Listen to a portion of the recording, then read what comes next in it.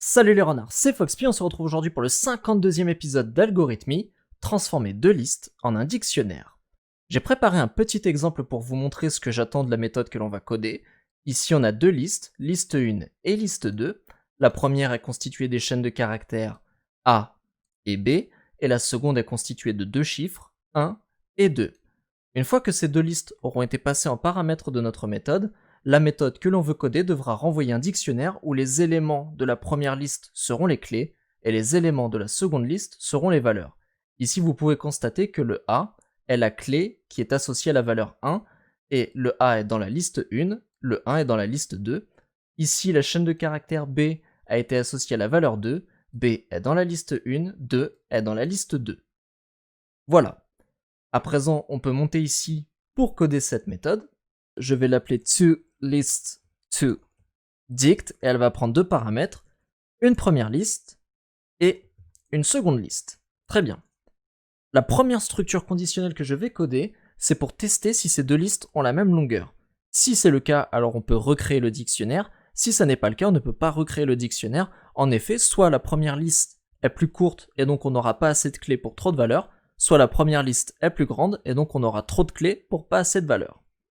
Alors, si la longueur de liste 1 est différente de la longueur de liste 2, on peut renvoyer rien du tout, ou si vous préférez, hop, on peut renvoyer un dictionnaire vide.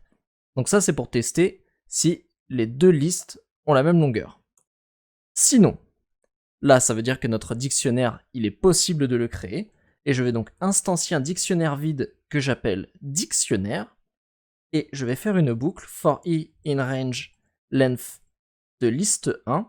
Alors ici, c'est pas très grave, si qu'on veuille seulement connaître la longueur de la liste 1, comme on sait déjà grâce à la précédente structure conditionnelle que liste 1 et liste 2 ont la même longueur, tout simplement on peut choisir une des deux listes arbitrairement. Ici, j'ai choisi liste 1.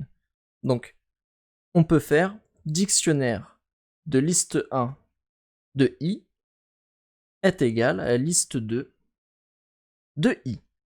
Et là, en dehors de la boucle, on peut renvoyer le dictionnaire, la méthode est finie d'être codée. Laissez-moi vous expliciter cette instruction. Si vous ne la connaissez pas, je vais créer un dictionnaire ici que j'appelle aussi dictionnaire, voilà, qui est vide.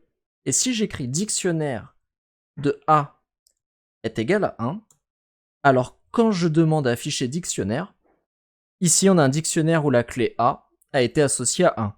Cette écriture signifie que A va devenir la clé et que 1 sera la valeur associée à cette clé.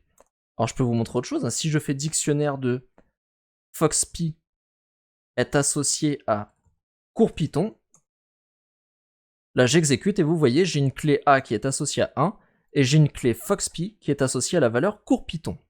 Donc ici, quand on fait liste 1 de i qui est dans le dictionnaire sera égal à liste 2 de i, tout simplement ce que l'on dit, c'est que l'élément à la ième position dans la liste 1 sera la clé de dictionnaire, et l'élément à la ième position dans la liste 2 sera la valeur associée à cette clé du dictionnaire. À présent, on peut tester notre méthode. J'ai créé deux exemples. Un exemple, on va devoir associer des personnes à l'argent dans leur porte-monnaie, et un second exemple où on va avoir deux listes de longueurs différentes. Ici d'ailleurs, je peux rajouter un S.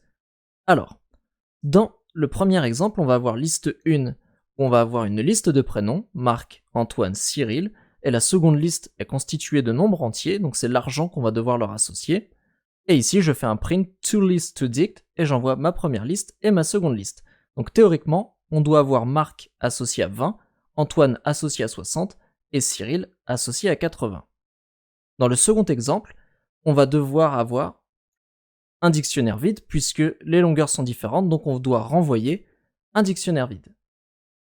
Testons, et c'est bel et bien le cas. Pour le premier exemple, on a un dictionnaire où Marc est associé à 20, Antoine à 60, Cyril à 80, et pour le second exemple, on a tout simplement un dictionnaire vide qui a été renvoyé puisque la longueur des deux listes était différente.